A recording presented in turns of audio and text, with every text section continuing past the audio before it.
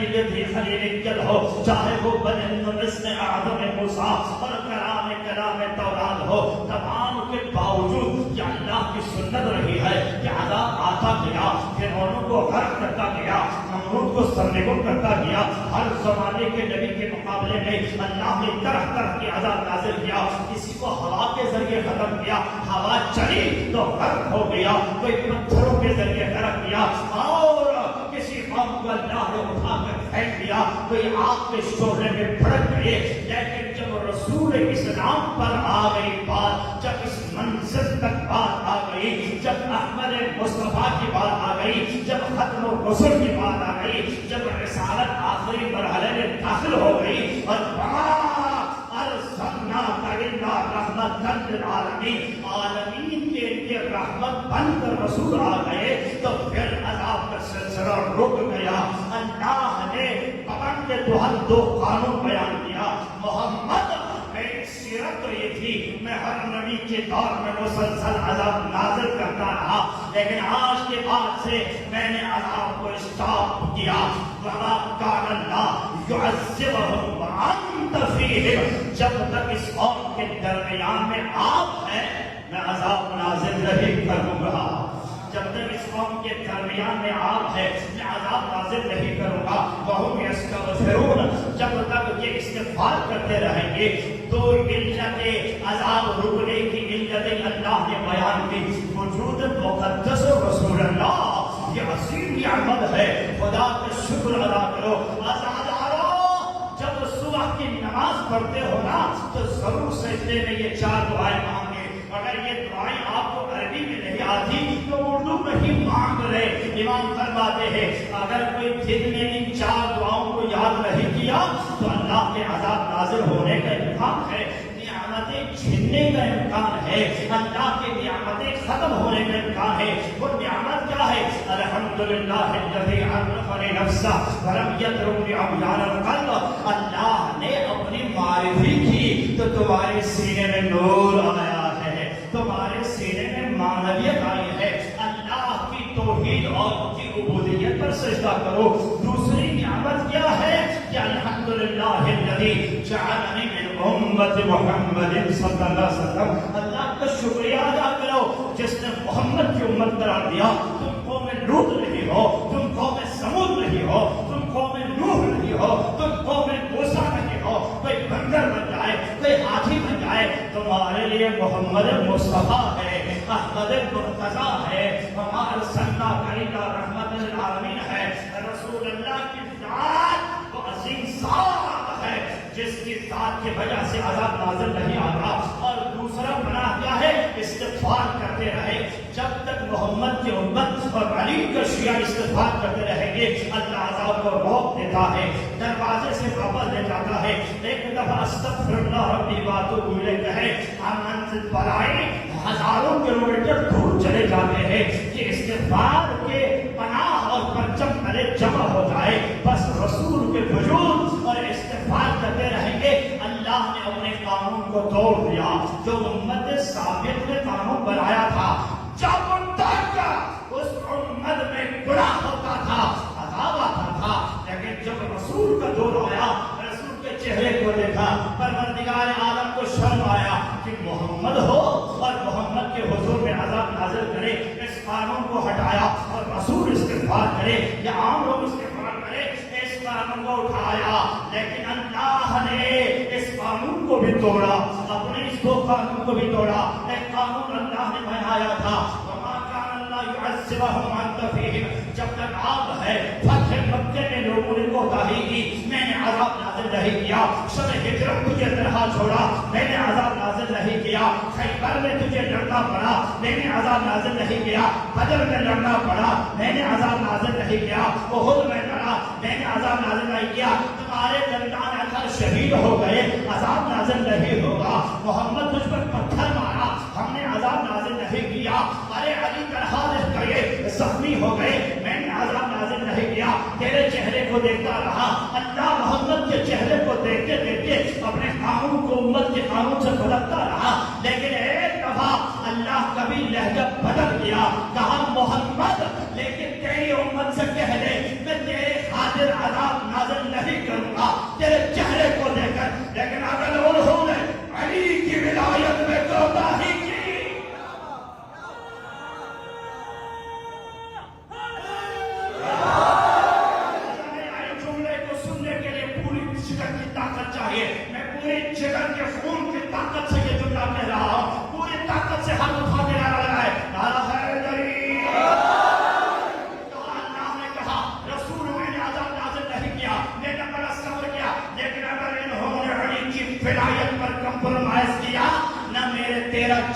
دیکھوں گا نہ اپنا قانون دیکھوں گا. علی کی ولایت جب کا منکر ہوگا تو عذاب ضرور نازل ہوگا.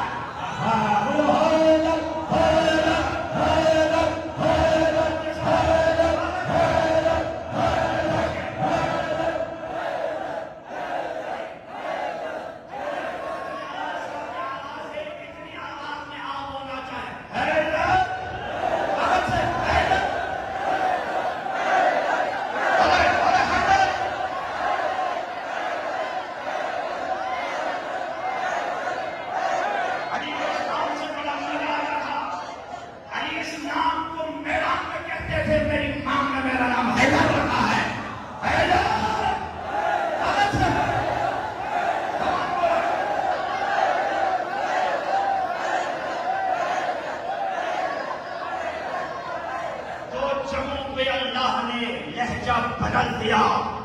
ایک غریب کے میدان میں اللہ نے کہا محمد اب پیار ختم ہو گیا.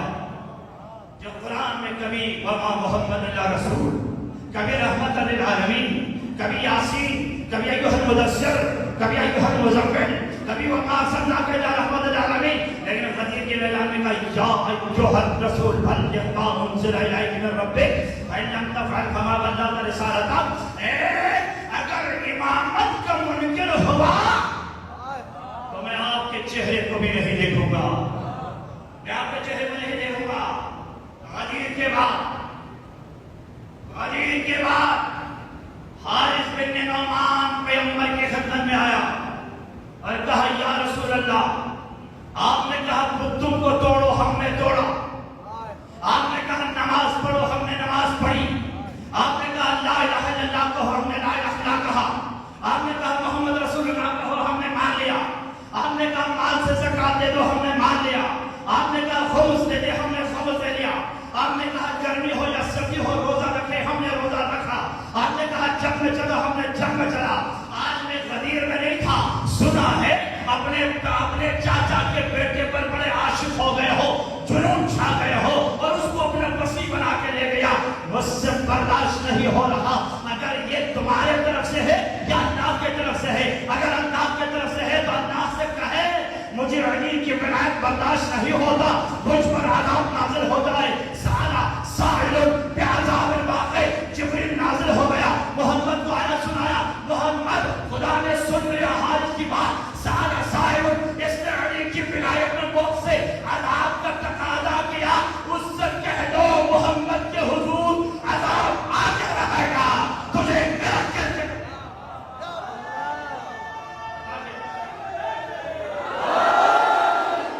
جتنا میں جملہ کا اتنا ہاتھ نہیں اٹھا، پوری طرح سے لانا ہے دری. بعذاب الواقع لیس لها دافع. اس آیت کا تفسیر پڑھے، تفسیر صافی پڑھے، تفسیر فیض کاشانی پڑھے، تفسیر مجمل بیان پڑھے، بہار الانوار پڑھے، شیعہ تفاسیر کا مطالعہ کرے. سب کہتے ہیں یہ آیت علی کے منکرین کے خلاف آیت ہے، ولایت کے خلاف ہے. اس سے برداشت نہیں ہوا تو رسول خدا سے خدا نے خطاب کیا. اس نے عذاب تقاضا کیا. پیغمبر پہلے کہہ دو وما ینطق عن الہوی، میں نے علی کو بلی نہیں بنایا، خدا کے حکم سے بنایا ہے. اب منتظر رہو. اتنے میں پتھر آیا، اس کے سر پر گرا اور باطن جہنم ہوا. علی کی ولایت کے انکار سے نہ خدا نے محمد کا چہرہ دیکھا نہ استغفار. پھر سورہ توبہ کی آیت نازل ہوئی. محمد ہر کسی کے بارے میں توبہ کریں گے، میں قبول کروں گا، لیکن علی سے بغض رکھنے کے والوں کے بارے میں توبہ نہ کرنا، استغفار نہ کرنا. ان تستغفرون 70 مرہ، چاہے تم بھی استغفار کرو یا نہ کرو، 70 مرتبہ بھی نبوت کے ہاتھ اٹھا کے دعا کرے میں ایمان.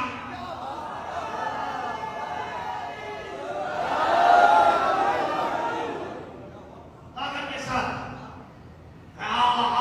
محمد کے بارے میں اللہ نے 2 دفعہ قانون تبدیل کیا.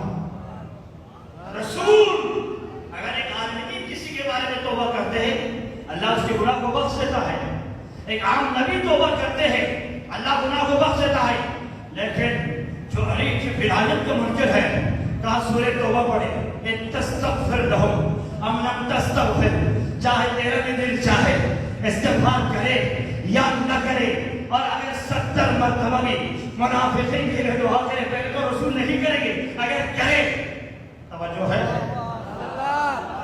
رسول نہیں کرے، اگر کرے لن یغفر اللہ، خدا کبھی معاف نہیں کرے گا، کیونکہ امام رضا علیہ السلام نے فرمایا خدا نے ہر نبی کے دور میں صبر کیا غدیر تک، غدیر کے بعد اللہ نے صبر کے پیمانے کو توڑ دیا، کہا یا لشکر الہی ہوگا یا لشکر شیطانی ہوگا، یا لشکر محمدی ہوگا یا لشکر ابلیس ہوگا، یا ظلمات والے ہوں گے یا نور والے ہوں گے، یا تاریکی والے ہوں گے یا روشنی والے ہوں گے، یا اندھیرے والے ہوں گے یا اجالے والے ہوں گے، یا علی ہوں گے یا دشمنان علی ہوگا۔ ہاتھ اٹھا کے نعرہ حیدری۔ میں اپنے اس موضوع کو آگے بڑھانا چاہتا ہوں تاکہ آپ کے ذہن میں امامت کا تصور ہو۔ میں امامت کے ٹاپک پر گفتگو کیوں رہا ہوں؟ تاکہ علی کو پہچانو، مہدی تمہارے سمجھ میں آ جائے گا۔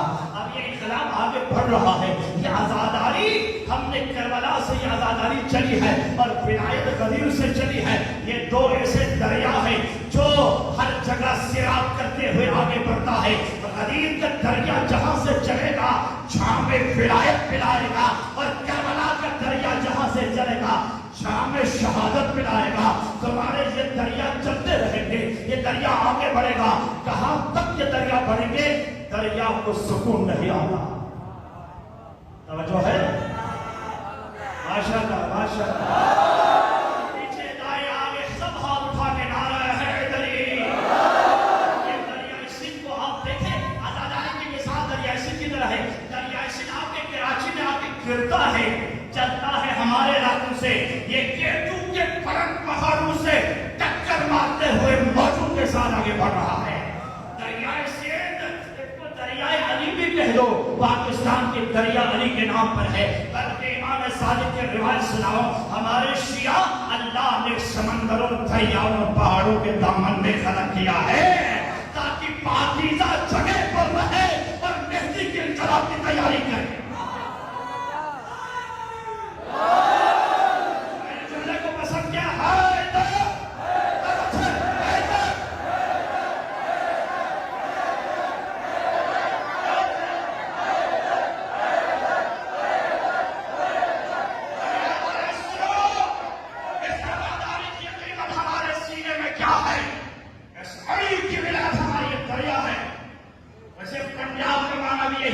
پنجاب ہے، آپ کہتے ہیں پانی کو پنج تن کے نام پہ 5 دریا ہے۔ یہ دریا سندھ شیعہ علاقوں سے آتا ہے، جو ساحل کے علاقوں سے ٹکرا کر چین اور پہاڑوں سے، عرب پہاڑوں سے ٹکرا کے آ رہے ہیں۔ کہ صادق آل محمد فرماتا ہے ہر پہاڑ کے اوپر اللہ نے علی ولی لکھا ہے، ہر دریا پر اللہ نے علی ولی لکھا ہے، ہر سمندر میں اللہ نے علی ولی لکھا ہے۔ یہ ٹکرا کے آتا ہے، اس دریا کو روک نہیں سکتا۔ یہ سندھ سے لے کے بشارت سے لے کے سرحد کو چھوٹتا ہوا، پنجاب کو چھوٹتا ہوا، سندھ کو چھوٹتا ہوا، یہ سمندر میں داخل ہوتا ہے۔ سمندر تک اس دریا کا شور ہے، اس دریا کا شور ہے، اس دریا کا روک ہے۔ اگر کوئی روکے گا تو سیلاب بن جائے گا۔ یہ آزاداری کی بھی دریا بھی کربلا سے چلی آ رہی ہے، یہ دریا کربلا سے ہے۔ بنی امیہ نہیں روک سکتا، روکے گا تو غرق ہو جائے گا۔ بنی عباس نہیں روک سکے گا، روکے گا تو غرق ہو جائے گا۔ یہ آزاداری چلتی رہے گی، کب سکون ملے گا؟ جب امام مہدی کے انقلاب سے ملیں گے، جب سمندر میں گرے گا۔ امام مہدی کا انقلاب ہوگا، جبریل جب ہاتھ چومیں گے، ہم شیعہ مہدی کے چہرے کو دیکھیں گے تو ماتم نہیں رکے گا، مہدی کے ساتھ عزاداری کرتے کربلا چلیں گے۔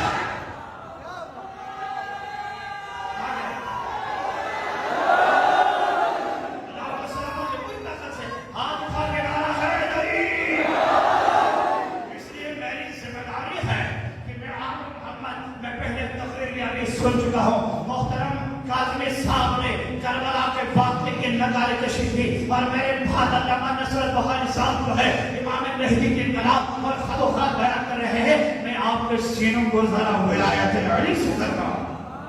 تیار ہے؟ ذرا ہاتھوں کو اٹھا کے تیار ہے؟ نعرہ حیدری۔ اب آپ پہلے تو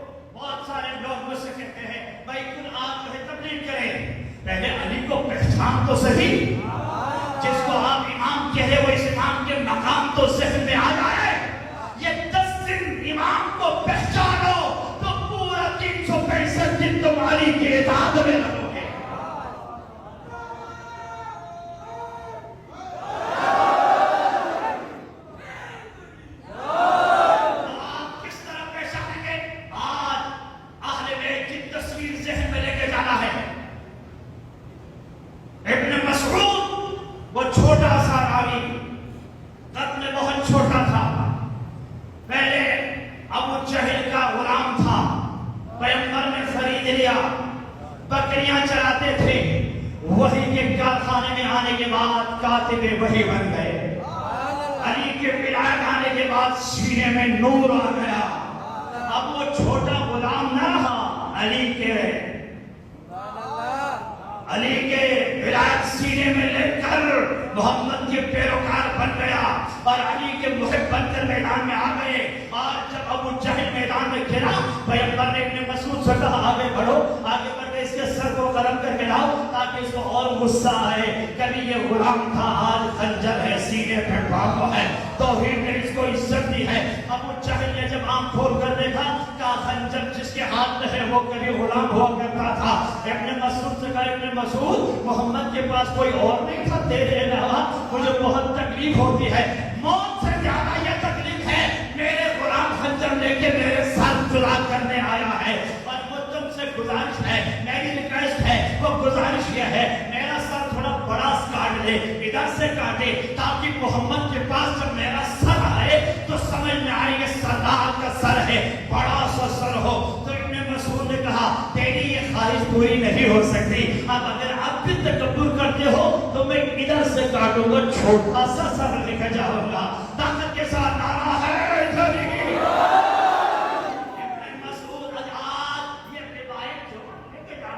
ہمارے بزرگان تو چاہتے ہیں چونکہ 40 سال ممبر پر بیٹھے ہیں اور آل محمد کی ولایت سنتے آ رہے ہیں. لیکن نوجوان تم سننا, آج آل محمد کی تصویر تو لے کے جاؤ کہ خدا نے قانون بدل لیا, رسول بھی استغفار کرے تو علی کے دشمنوں کو معاف نہیں کرے گا, محمد بھی توبہ کرے تو معاف نہیں کرے گا, رسالت بھی خطرے میں چلی جائے گی. آیت قدیر میں یہی کہا تھا آج علی کو بری بناؤ ورنہ نماز گئی, روزہ گیا, حج گیا, زکات گیا, حج گیا اور ہجرت گئی, جنگیں ختم ہو گیا. اس لیے کہ علی ولی کو خلیفہ بنائیں گے تو قیامت تک مہدی کے لیے نظام چلتا رہے گا.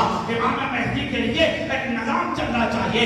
اللہ کی بڑی آرزو زمین پر امامت کا قیام ہے. یہ آرزو اللہ کی آرزو ہے. یہ آرزو قدیر میں پورا ہونا تھا لیکن دشمنوں نے پورا ہونے نہیں دیا. فَنُرِيدُ أَن نَمُنَّ توجہ ہے ایسے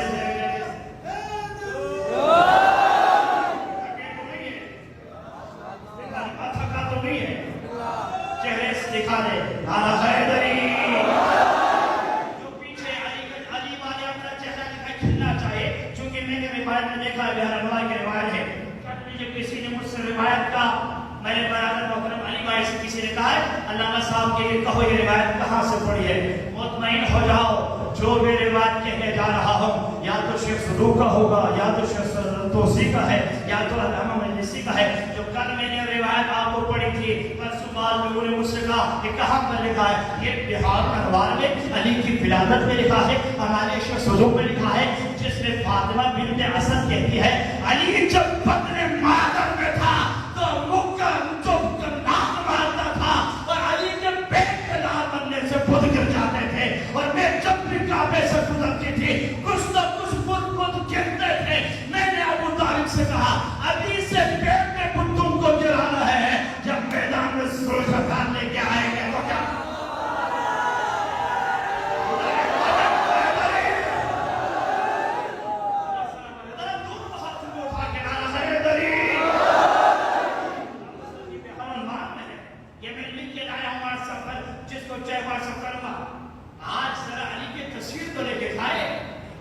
کو پہچان تو صحیح, یہ عام بشر نہیں ہے. نہیں پہچانو گے تو صحابے کے مقابلے میں رکھ کر مجھے زیادہ گفتگو نہیں کرنی, حالات کے تقاضے کو دے کر, ورنہ تم کیا کہے گا برابر میں لائے گا, برابر نہیں ہے.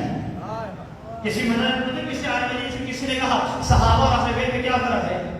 میں ایک جملہ تو کہوں گا ضرور تاکہ ہمارے نوجوان کو سمجھ میں آ جائے صحابہ اور ہے اہل بیت اور ہے. صحابہ اور اہل بیت میں کیا فرق ہے. بہت خوبصورت جواب دیا. کیا جواب دیا؟ صحابہ وہ ہے جب آیت اترتی ہے تو عمل کرنے کی کوشش کرتے ہیں, عمل کرنے کی کوشش کرتے آیت اترتی ہے. اور اہل بیت وہ ہے جب عمل کرتے ہیں تو ان کی آزاد میں آیتیں اترتی ہیں. علی بستر پر سو جاتے ہیں, ماشاءاللہ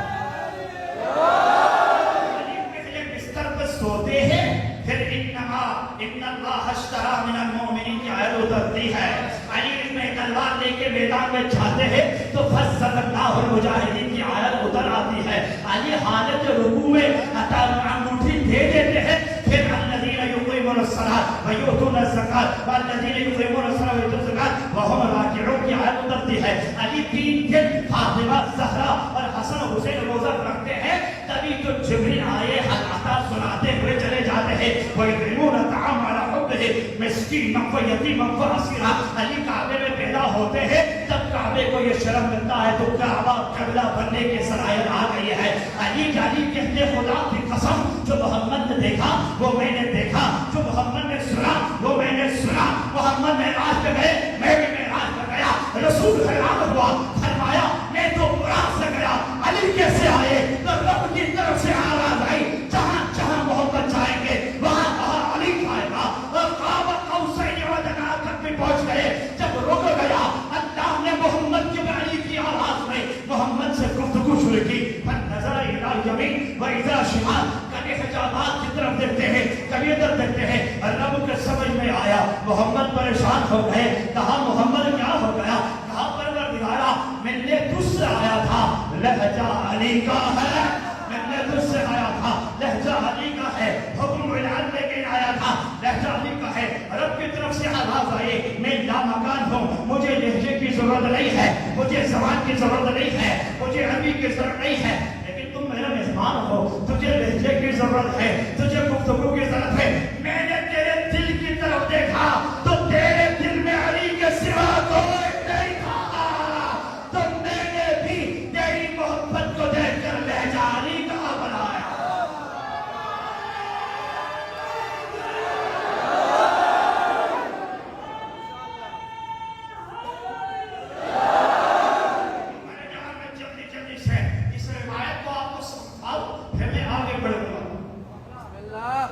اور کل یا پرسوں میں ثابت کروں گا کہ اہل بیت انبیاء سے افضل ہے.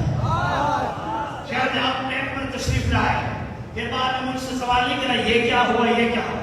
اور آج یہ واضح کرنا کہ علی یا علی مدد کہنا شرک نہیں ہے. سب سے بڑی عبادت یا علی مدد ہے. اور سندھ اور کراچی کے رہنے والوں, تمہاری جو خصوصیت ہے پورے دنیا میں نہیں ہے. جہاں جہاں سندھ سے گزرتے ہیں عباس کے پرچم نظر آتے ہیں. اور سندھی برادران ملتے ہی 2 عہد پورے کرتے ہیں. ایک عہد مومن پر سلام بھیجتا ہے, دوسرا اعلان ولایت کرتے ہیں. السلام علیکم یا علی مدد کہتے ہیں. جب تم یہ 2 جملے ادا کرتے ہو تمہیں فاطمہ کی دعا مل جاتی ہے. یہ ثقافت اس فاتح کے میدان کی ہے, یہ سندھ کی ثقافت ہے, یہ بہترین ثقافت ہے. میں پورے دنیا میں جاتا ہوں, دبئی گیا, پورے دنیا گیا, عراق میں گیا, ہر جگہ جب مجلس پڑھتا ہوں میں سندھ کے والیوں کا تذکرہ ضرور کرتا ہوں. کیوں؟ ان کے پاس بے شک پھٹے کپڑے ہو, بے شک غریب ہو, لیکن سینہ بڑا امیر ہے. سینے میں علی کی ولایت ہے اور گلوں پہ پرچم عباس بلند ہے. یہ وہ پرچم ہے. اے سندھ والوں, تیرے گلوں پر علی کی پرچم ہے. کراچی ہو یا سندھ ہو, تمہارے گلوں پر علی کی پرچم. معنی کیا ہے؟ معنی یہ ہے تم ایک عہد کر چکے ہیں عباس کے پاس. وہ پرچم جو کربلا میں گرا تھا ہم نے گرنے نہیں دیا. اب تک ہمارے گھروں پر ثانی کے سالہ کی دعا ہے. اور بھی جن کے گھروں میں پرچم نہیں ہے یہ بدعت نہیں ہے. کسی مولوی کے سمجھ میں نہیں آتا تو نہیں آتا, یہ اس کی اپنی جو ہے ظرفیت ہے. تم علم چڑھاؤ, فاطمہ کی دعائیں لیتے جاؤ. تم اپنے گھر پر پنجے لگاؤ, عباس کی دعائیں لیتے جاؤ. جب یہ پرچم گرا تھا تو فاطمہ کے دل پر زخم آیا تھا. اب یہ پرچم اٹھیں گے تو زہرا کی دعائیں نکل جائے گی تمہارے لیے. حیدر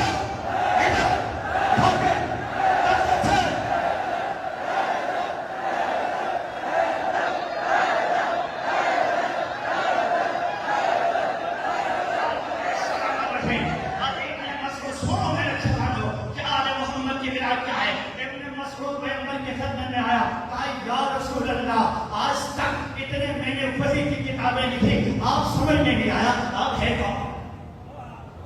جو ہے مجمع کی توجہ چاہتا ہوں, دعائیں چھوڑ دے, حرکتیں چھوڑ دے. یہ ایک گھنٹہ علی کے لیے دے دے, تیرے سینے سے جو آواز نکلے گی, جو سانس نکلے گی, خدا تیرے گناہوں کی مغفرت لکھے گا. یہ میری طرف توجہ کرے اور چہرے بھی میری طرف دیکھے. طاقت کے ساتھ ہاتھ اٹھا کے نعرہ سے مسعود نے کہا یا رسول اللہ آپ ہے کون؟ تو رسول نے یہ جواب نہیں دیا میں کون ہوں.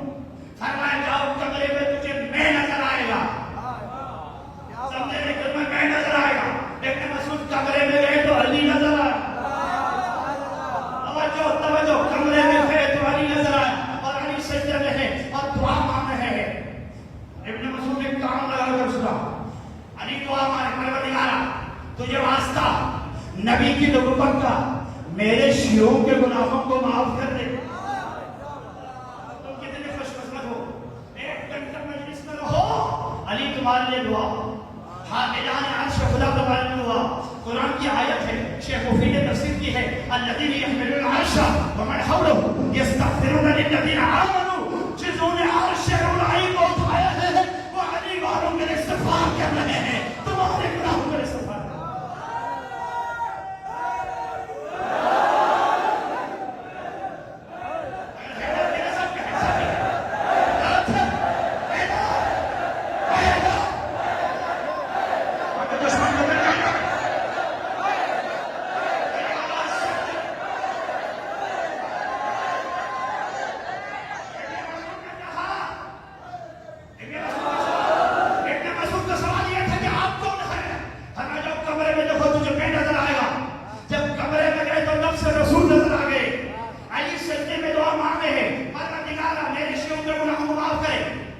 یہ بتانے کے لیے ابن مسعود پیغمبر کے پاس آئے کہ میں نے علی کو دیکھا اور یہ دعا مانگ رہے تھے تو پیغمبر بھی سجدے میں تھے. پروردگار علی کے شیعوں کو معاف کر دے. توجہ ہے. ابن مسعود کا سوال کیا ہے؟ آل محمد کے چہرے کی پہچان ہے.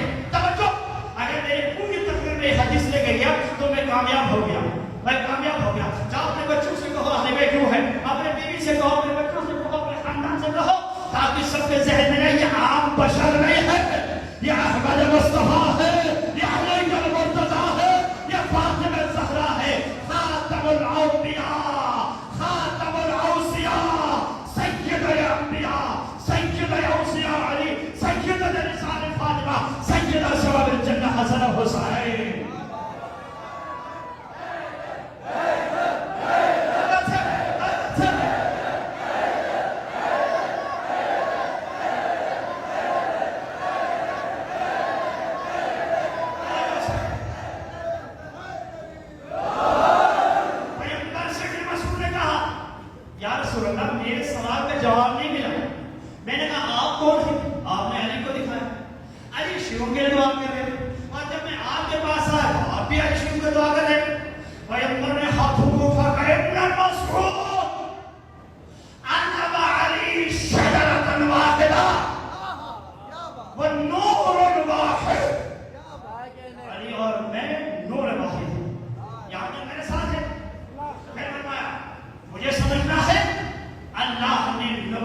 کے نور کو شکاف کیا تو سات آسمان اور سات زمینیں وجود میں آئی.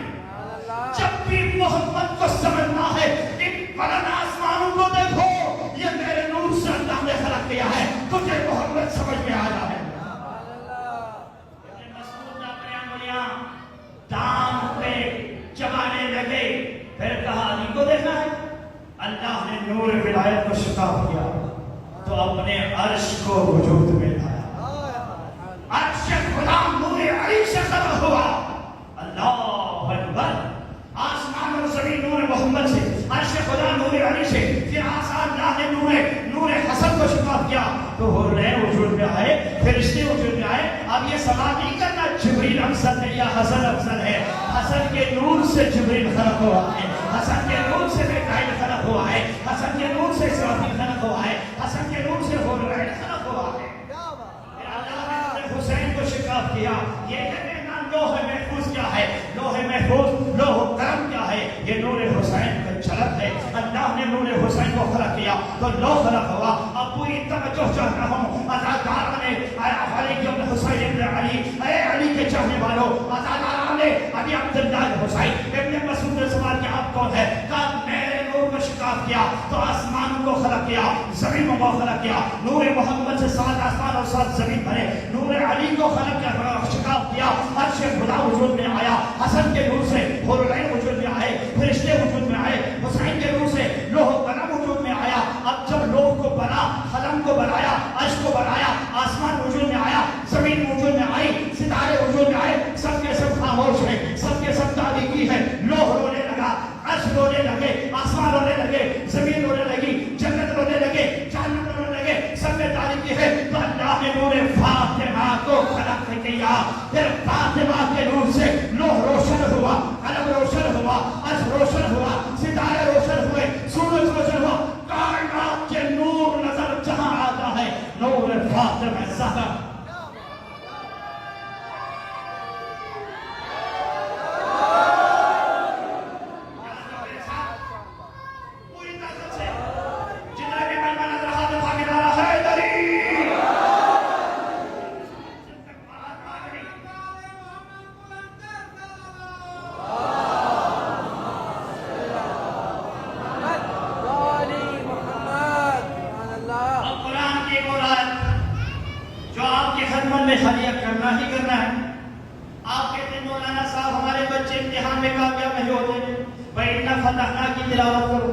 بچے امتحان میں کامیاب ہو جائیں گے۔ بسم اللہ الرحمن الرحیم، انا فتحنا لک فتحا مبینا لیغفر لک اللہ ما تقدم من ذنبک وما تأخر ويتم نعمته عليك ويهديك الى صراط مستقيم وينصرك الله نصرا عزيزا۔ جو ہے آج کے بعد سے اگر تمہارے بچے امتحان میں فیل ہوتے ہیں تو 7 مرتبہ اس آیت کی 2 آیتیں ہیں، اس آیت کو پڑھ کر اپنے بچے سے کہیں امتحان میں جائیں، امتحان میں علی کی بلاد کی برکت سے کامیاب ہو جائے۔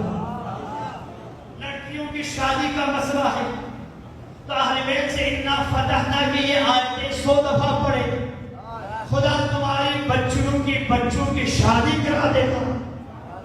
اگر تمہارے پاس رزق کا مسئلہ ہے تو آئیے انا فتحنا کی آیت کی تلاوت، پوری سورہ کی ضرورت نہیں ہے، انہیں 3 آیتوں کی تلاوت کرے، رزق میں اضافہ ہوگا، تقدیر بدل جائے گا، بیٹیوں کی شادی ہوگی، جن کے گھر میں ہے گھر ملے گا۔ میں نے تجربہ کیا ہے، جب گھر نہیں تھا میں اس آیت کی تلاوت کی، اللہ نے گھر دیا، اللہ آپ کو بیٹا دے گا۔ کربلا کی زیارت جانا ہے تو انا فتحنا کی تلاوت کرے، تمہیں کربلا کی زیارت کے ساتھ ملے گا۔ ایک تسبیح اٹھائے اور کہتے رہے انا بسم اللہ الرحمن الرحیم انا فتحنا لک فتحا مبینا لیغفر لک اللہ ما تقدم من ذنبک وما تأخر۔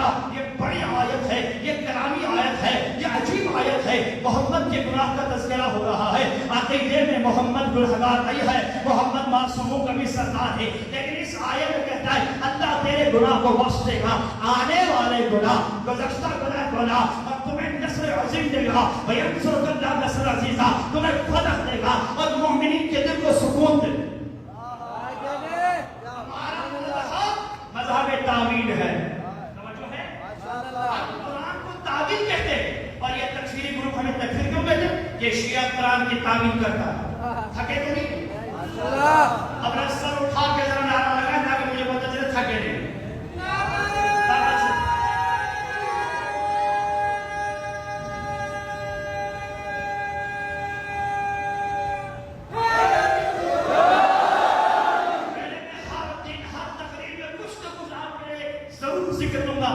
آیت الکرسی کے ذکر بھی لوگ آنے والے دنوں میں، اور آج میں نے فتحنا کا ذکر کیا۔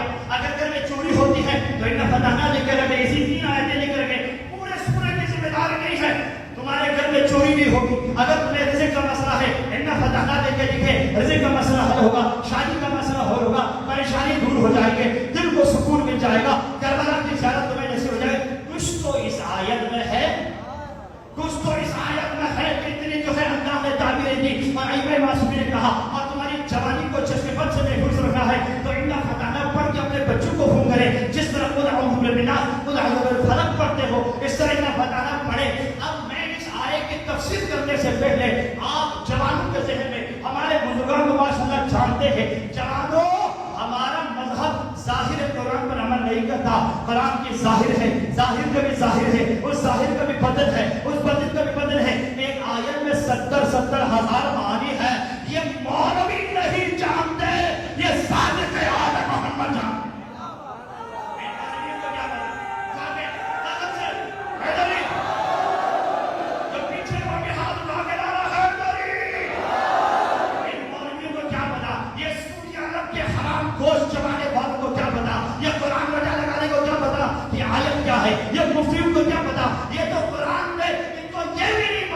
اس قرآن میں توحید کا معنی کیا ہے؟ بس ایک چیز رٹا لگا ہے، شرک شرک شرک کے علاوہ ان کے سینے میں کچھ نہیں۔ نہ انہوں نے امام باقر کو دیکھا ہے، نہ صادق کو دیکھا ہے، نہ قاسم کو دیکھا ہے، نہ رضا کو دیکھا ہے۔ یہ وہ مذہب ہے جس کے 14 معصوم ہیں، جن کے سروں میں مہدی کا سر، مہدی کا ہاتھ ہے، جن کے سروں میں امام مہدی ہے۔ علماء تمہیں بیان کریں گے ہمارے مذہب قرآن کے ظاہر پر عمل نہیں کرتا۔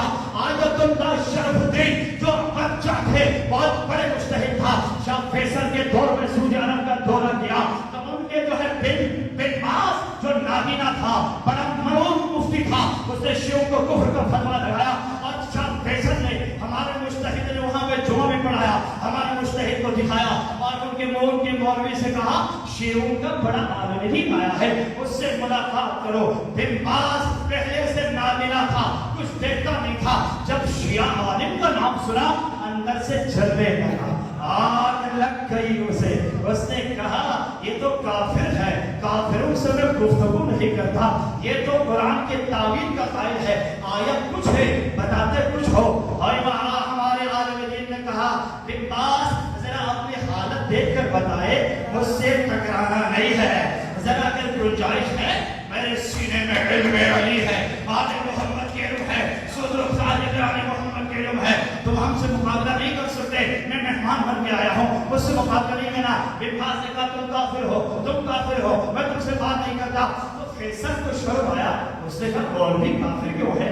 کہا یہ آیت کی تعبیر کرتے ہیں۔ تو ہمارے عالم دین نے کہا بن باز چلو میں تعبیر نہیں کرتا، ایک آیت تم سے پوچھتا ہوں، تم ظاہری معنی بتا کے دیکھے میں تمہارے مذہب قبول کر لوں گا۔ اٹھا کے نعرہ سے دیتی ہمارا مذہب ادھر بن باز نے کہا کون سی آیت ہے؟ ہمارے عالم دین نے کہا جو حسین کے آزادار تھے، انہوں نے کہا تم اس آیت کی ترجمہ تو کر کے دکھاؤ، بسم اللہ الرحمن الرحیم، من اعمى من في هذه الدنيا اعمى فهو في الاخره اعمى، جو اس دنیا میں نابینا ہے وہ آخرت میں بھی نابینا مشہور ہوگا اور جہنم میں جائے گا۔ بن باز چپ ہو گیا، اس نے جواب نہیں دیا، ترجمہ بھی نہیں کر سکا۔ کیسے نے کہا ترجمہ تو کرو، ترجمہ کرتے تب بھی وہ جہنمی تھا، تعریف کرتے تب بھی جہنمی تھا۔ اور بن باز کیا ترجمہ کرتے؟ اگر وہ یہ کہتے اس آیت کا ظاہر حجت ہے تو ظاہر تو یہ لکھا ہے ہر نابینا جہنم میں جائے گا، تعبیر کرے گا تو شیعوں کی بات ماننا پڑے گا۔ اب دونوں صورت میں وہ چپ ہوا۔ فیصل نے کہا مولوی جواب دو، جواب نہیں دے سکا، وہ سمجھ گیا، پھنس گیا۔ تو فیصل نے ہمارے عالم سے کہا آپ کیا فرماتے؟ کہا محترم اگر اس کا ظاہر بھی ترجمہ کرے تو تمہارا بن باز جہنم میں جائے گا، جو دنیا میں نابینا ہوگا وہ آخرت میں بھی نابینا ہوگا۔ یہ مولوی آنکھیں نہیں رکھتے، یہ جہنم میں جائے گا۔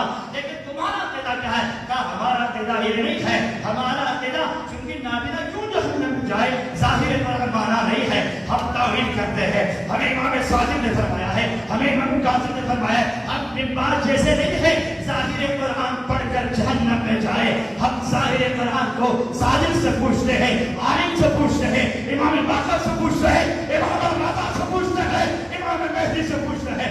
کہا تمہارے امام کیا کہتے ہیں؟ بن باز سے ہمارے عالم نے کہا اس آیت کا معنی میں کرو تب بھی یہ کون کی جہنمی ہے۔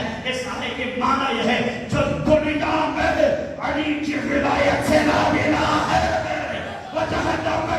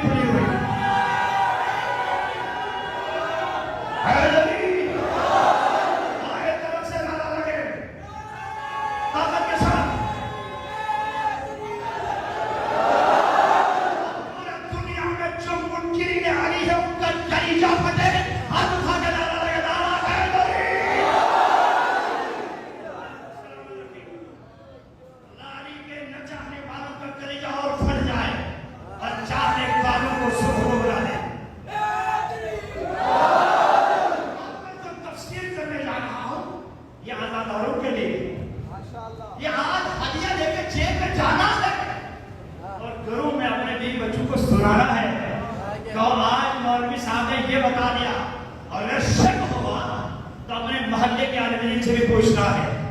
اس سے بھی شک ہوا تو گوگل میں اس آیے کو لگا کر تفسیر دیکھے, تفسیر صادق تمہیں نظر آ جائے گا. یہ آیہ کیا ہے؟ اس نام کا ترجمہ کرنے جا رہا ہوں, تمہارا دل خوش ہو جائے گا. بسم اللہ الرحمن الرحیم. انا فتحنا لک فتحا مبینا. رسول میں تمہیں فتح مبین عنایت کیا. کیوں؟ لیغفر لک اللہ ما تقدم من ذنبک وما تأخر, تاکہ خدا اس فتح کے نتیجے میں تمہارے گناہ جو گزر چکے ہیں, جو آنے والے ہیں, سب معاف کر دیں. اب اس آیت کا ترجمہ کرے گا تو شیعہ عقیدہ خراب ہو جائے گا. کیوں خراب ہوگا؟ ہمارے عقیدے میں ہے پیغمبر کیا ہوتے ہیں؟ سب مل کے بولے اور آواز سے بولے معصوم نہیں, معصوم کا سردار. بولے کبھی گناہ. ہمارا عقیدہ آدم نے بھی گناہ, جو کہتے ہیں آدم گناہگار ہے وہ مقصر مولوی ہے. اس نے آیے کے ظاہر کو دیکھا, اس آیے کا باطن ہے. مقصر مولوی کہتا ہے آدم نے گناہ کیا. ان اللہ اصطفى آدم ونوحا, خدا نے آدم کو انتخاب کیا, آدم گناہگار نہیں ہے. ہمارا عقیدہ کیا ہے؟ نبی توجہ ہے. میرے طرف اپنا چہرہ دکھاؤ, آپ تم جو ہے اس پورے گھنٹے کا نتیجہ لینے جا رہے ہو. نعرہ حیدری, دونوں ہاتھ اٹھا کے تاکہ نتیجہ تمہارے جیب میں آ جائے. نعرہ حیدری. اب ہمارے عقیدے میں میدان میں کہتے ہیں محمد خاتم الانبیاء میں معصوم ہے, تو آیا کہتی ہے تمہارے گناہ. میں آپ عبارت کرتا ہوں محمد کے گناہ کہاں سے نہیں ہے, لیکن قرآن کہتا ہے تمہارے گناہ کو میں معاف کیا. امام صادق سے, امام باقر سے, امام سلوک میں کتنا کہنا کہا ہے. علی صاحب میں نے وہ کل کی حدیث کا ایڈریس بتا دیا. بہار العال میں حضرت فاطمہ بنت اسد مولا علی کی ولادت کے اسی حدیث میں یہ حدیث موجود ہے. آج یہ حدیث 4 تفاسیر قرآن سے بیان کر رہا ہوں. تفسیر مجمع بیان, تفسیر فیض شافعی. محمد تو گناہ نہیں کرتے. امام باقر نے فرمایا شیعو تمہیں خوش کرنے جاؤ, کہا خوش کرنے جاؤ. محمد رات کی تاریکی میں ہاتھ اٹھا کے دعا کرتے تھے, خدا نے اس دعا کا جواب دیا. محمد ہاتھ اٹھا کے کہتے تھے پروردگار میں تیرا رسول ہوں, میں تیرا رسول ہوں, میرا بھرم رکھے قیامت کے دن اگر علی کا شیعہ گناہ لے کے آئے تو میں نبیوں کے درمیان میں شرمندہ ہو جاؤں گا, مسیحوں کے درمیان میں شرمندہ ہو جاؤں گا. مجھے موسیٰ کے بعد شرمندہ ہونے نہ دے, مجھے عیسیٰ کے بعد شرمندہ ہونے نہ دے. اگر علی کا شیعہ گناہ لے کے آیا تو اس وقت نبیوں کے درمیان میں میری عزت ختم ہو جائے گی, چونکہ میں نے کہا ہے علی کا شیعہ میرے ساتھ ہوں گے, میرے منبر پر ہوں گے, نور کی طرف چہرے چمک رہے ہوں گے. یا علی شیعہ کا ہمر فائز, تیرا شیعہ کامیاب ہو جائیں گے. اب میں نے کامیاب کہا, اب ان سے گناہ سرزد ہوا تو میں کیا کروں؟ جبریل نازل ہو کر کہا یا رسول اللہ گھبرانا نہیں, غدیر سے لے کے قیامت تک سارے شیعوں کا گناہ تیرے گود میں ڈالیں گے, پھر ہم تجھے معاف کر دیں گے.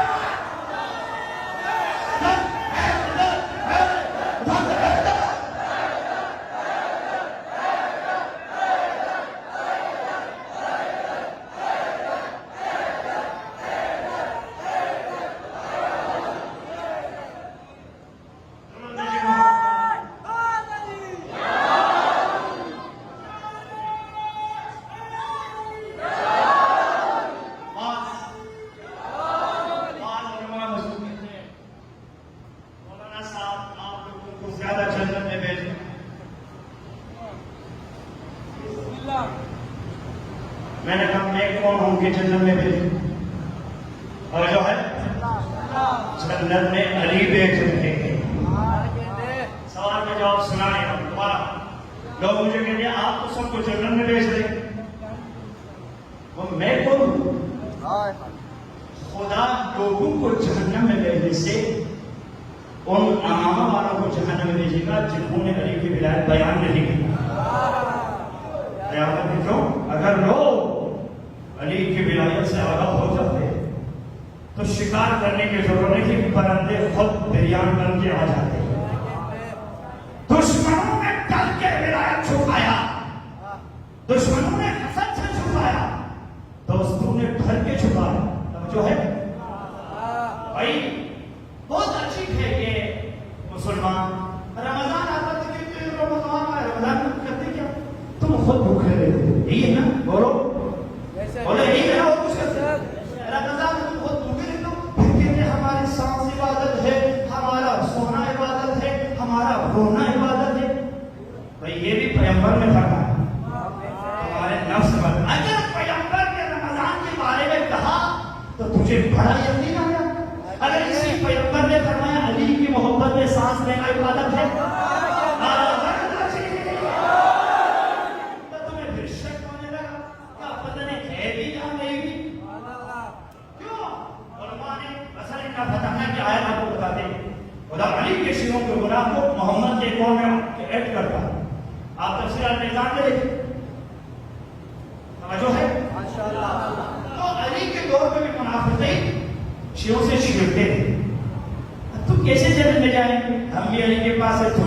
لباسے علی علی کہتے چلنے میں جاتے. مومنین کو آیا غصہ اور بیچارے کوئی کھجور پہ بیٹھتے تھے, علی علی کہتے تھے. علی کے پاس آتے یا علی منافقین زخم زبان سے ہمیں ستاتے ہیں اور کہتے ہیں جہنم میں کیسے جائیں گے. علی نے کہا کہہ دو میری ولایت سے جنت میں جائیں گے. جنت میرے ہاتھ میں ہے, جہنم میرے ہاتھ میں ہے, اور میری مرضی ہے میں کچھ سے چاہے جہنم میں بھیجوں جسے چاہے جنت میں بھیجوں. مامون نے امام رضا سے کہا کیا یہ بات صحیح ہے؟ آپ کے جد امجد وسیم النار والجنہ ہے. مامون نے پیغام علی بن رضا نے کمال تو یہ ہے نا دشمن کے زبانی اقرار کروائے. علی بن رضا مسکراتے ہوا جا الماری کو کھولے تیرے دادا کی حدیث کی کتاب موجود ہے. مامون کا ذہن دماغ تو یہ تھا نا علی بن رضا کو الماری میں کیا ہے پتہ نہیں. ہمارا عقیدہ ہے قیامت تک جو پرندہ سوچتا ہے وہ بھی علی بن رضا کو پتہ ہے. چونٹیوں کی آواز بھی وہ سنتا جو ہے نا. اگر یہ عقیدہ ہے تو اٹھا کے کہنا ہے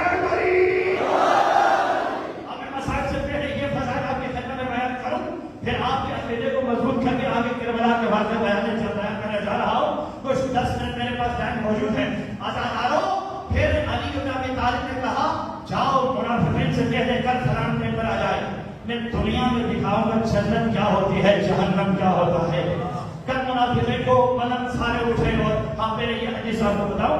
مامون نے کہا کہ علی وسیم النار والجنہ ہے تو امام رضا نے کہا جی ہاں تمہارے بابا کی کتاب میں لکھا ہے. مامون نے کتاب کھول کے دیکھا علی ابن عباس انا رسول اللہ قال علی ایا علی انت قسیم النار والجنہ. ابن عباس نے کہا تھا کہ پیغمبر نے فرمایا علی جنت اور جہنم کے تقسیم کرنے والا ہے. عباس جو تم جیسے ملک تھے بڑے خوش ہو گئے. آج مامون کے منہ کو بند کر دیا. آپ نے کیا کہا اور امام نے مامون سے کہا حب علی علامت المومن وبغضه علامت الکفر. علی کی محبت علامت مومن ہے اور علی سے نفرت بغض کی علامت ہے. اور مومن جنت میں جائے گا اور منافق جو ہے جہنم میں جائے گا. مامون حیران ہوا تو عباسہ نے نعرہ لگانا شروع کیا. امام نے عباسہ سے کہا یہ تو اس ملعون کو سمجھانے کے لیے میں نے تھوڑا بتایا ہے, تم جیسے ملعون کے لیے آگے اور ہے قسیم النار والجنہ. تو عباسہ نے کہا مولا ہمارے کیا ہے خدا کی قسم فقط یہ نہیں ہے جو علی سے محبت کرے وہ جنت میں جائے, جو علی سے نفرت میں جائے. خدا کی قسم جہنم اور جنت کے درمیان فاتح خیبر علی کھڑے ہوں گے. آخری سے آخری تک جنہیں سب میں کھڑے ہوں گے ایک ایک کر کے علی بلائیں گے اور جہنم سے کہیں گے یہ تیرا یہ میرا یہ تیرا یہ میرا. اس طرح جہنم میں ڈالیں گے اور اس طرح جنت میں ڈالیں گے. ہاذا معنا علیکم قسیم النار والجنہ.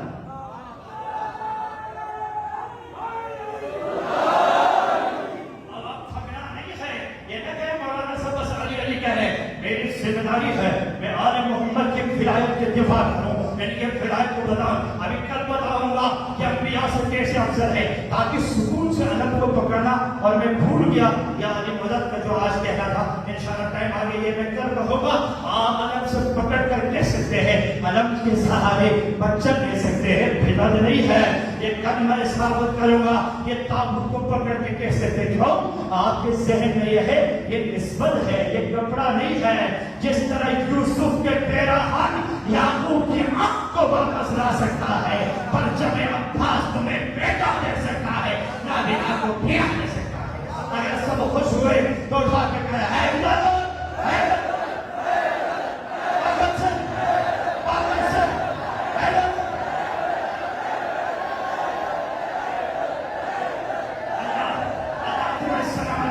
تمہارے ہاتھوں کو بلند رکھے. اب فقیروں نے اور بس آخری فضائل ہے ٹائم آ گیا. فقیروں نے مولا سے کہا جنت میں کیسے جائیں گے. کل امام نے منافقین کو بھی بلایا.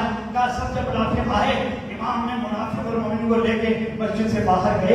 ایک سوکھے درخت کا دیکھا اور علی کی نظر پڑنی تھی. درخت سمجھ گیا یہ عام نظر نہیں ہے یہ علی کی نظر ہے یہ امام کی نظر ہے. درخت سمجھ گیا سوکھی درخت اپنے अपने जो है शाखों को सब्ज शादाब करने लगे, अपने जगह पर इसके ताबत हुआ, अचानक उसमें फूल खिलने लगे, फल आने लगा, खजूर पक गया और चुप कर जब सामने आया, अली ने मलंग मुंह से कहा जाओ खजूर खाओ, डट के खजूर खाओ। मलंग खजूर तोड़ तोड़ के खाने लगे, पेट भर गया तो अली ने कहा जेब में भी डालो, अली वालों को भी खिलाओ, घर में बच्चों को भी खिलाओ, बीवी को भी खिलाओ। जब जेब में डाला, अब जो चाहने वाले पीछे हट गए। अब अली ने मुनाफिकीन से कहा जाओ तुम खजूर खाओ। जब मुनाफिकीन खजूर के पास गए, खजूर के टहनी फिजा में उड़ने लगे, इतने उड़े मुनाफिक चढ़ते रहे, खजूर उड़ते गए, कोई मुनाफिक खजूर न खा सका और खट के अली की तरफ देखने लगे। अली ने कहा हाथ लगा जन्नत व जहन्नम, मैं इस तरह जहन्नम में डालूंगा और इस तरह जन्नत में डालूंगा।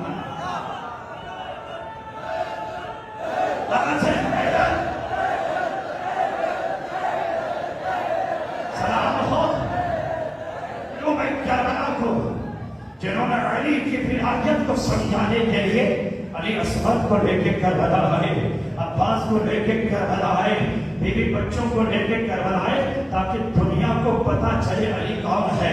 अपने बच्चों का नाम भी अली रखा, अली अकबर रखा, अली असगर रखा, अली औसत रखा, ताकि दुनिया को पता चले। और यजीद ने यही सवाल किया था सज्जाद तुम्हारा नाम क्या है? तो इमाम सज्जाद ने फरमाया मुझे अली कहते हैं। यजीद छल गया अली के नाम सुनकर, कहा वो जवान जो करबला में शहीद हुए था उसका नाम भी अली था, कहा वो छोटा बच्चा था उसका नाम भी अली था। यजीद 7 मरतबा कुर्सी से उठा, जबकि अली का नाम बर्दाश्त न कर सका, 7 मरतबा जमीन पर बैठा और उसने कहा सारे बच्चों का नाम अली रखा। तो इमाम सज्जाद ने गरजती आवाज से कहा मेरा बाप आशिक़ अली है, अगर 100 बेटे होते सबका नाम अली रखता। करबला के मैदान को सजाया हुसैन ने इसलिए कि दीन मोहम्मद कायम रहे, अली की जिंदगी को साबित करे, अली की जिंदगी को क़यामत तक विलायत को बता दे और दुनिया को बता दे आज हुज्जत खुदा है तो मैं हुसैन इब्न अली हुज्जत खुदा हूँ। करबला को बताने के लिए, दुनिया को बताने के लिए, यजीद को क़यामत तक रुसवा करने के लिए, जो ईमान के खिलाफ बोलता है उनके ज़बान को काटने के लिए, दीन मोहम्मद इस्लाम यस्तक़िल्लाह बिक़दरी फया सुयूफु ए तलवारों हुजूरी में तैयार हो। पैगंबर के दीन को बचाने के लिए हुसैन ने घर को खड़ा कर इंतखाब किया और शायद 2 मुहर्रम की रात है, आज हुसैन करबला पहुंच गए। आज की रात हुसैन सरजमीन करबला में है। जब करबला में यह काफिला पहुंचा, हुसैन के दिल घबराने लगे, अली की बेटियां घबराने लगी। ज़ैनब ने फौरन अब्बास को बुलाकर कहा कहे हुसैन से इस जमीन पर पहुंचने के बाद मेरा दिल घबरा रहा है, मेरा दिल घबरा रहा है। इमाम हुसैन ने किसी से पूछा इस जमीन का नाम क्या है? तो जवाब देने वाले ने जवाब दिया मौला इसे नैनवा कहते हैं, किसी ने कहा इसे ताज़दिया कहते हैं, किसी ने कहा इसे शक्ल फरात कहते हैं। जवाब देने वाले ने जवाब दिया मौला इसे कलबुला कहते हैं। करबला का नाम सुनना था।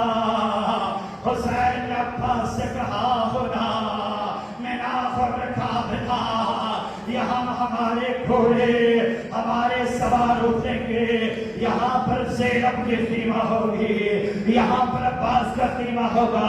ये बारगाह है जहाँ पहुँचे।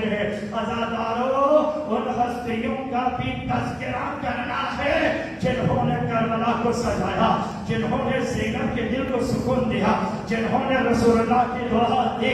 एक बच्चा था, आज उस बच्चे का तज़किरा करना है जिसको रसूलुल्लाह सीने से लगाते थे, चूमते थे। असहाब कहते थे या रसूलुल्लाह हुसैन को चूमना तो समझ में आता है, ये फातिमा के बेटे हैं, लेकिन ये बच्चा कौन है? कभी आप इसे आगोश में लेता है, कभी इसके सर को चूमते हैं, कभी इसके गले को चूमते हैं। हुसैन ने कहा पैगंबर ने फरमाया ये हबीब इब्न मज़ाहिर है, ये हुसैन का दोस्त है, तुम नहीं देखो। जब भी हुसैन मदीने की गलियों में चलते हुए حبیب حسین کے قدموں کے خاک اٹھا اٹھا کے اپنے چہرے پہ تبرک کرتے ہیں، اور جب حسین کمرے میں داخل ہو جاتے ہیں عزادارو حبیب ابن مظاہر گھنٹوں دروازے پہ کھڑے رہتے ہیں. اللہ اکبر.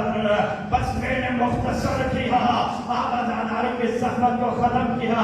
تقریباً محرم کے یہی دن ہے، حبیب ابن مظاہر بازار کوفہ میں خضاب خریدنے کے لیے کھڑے تھے.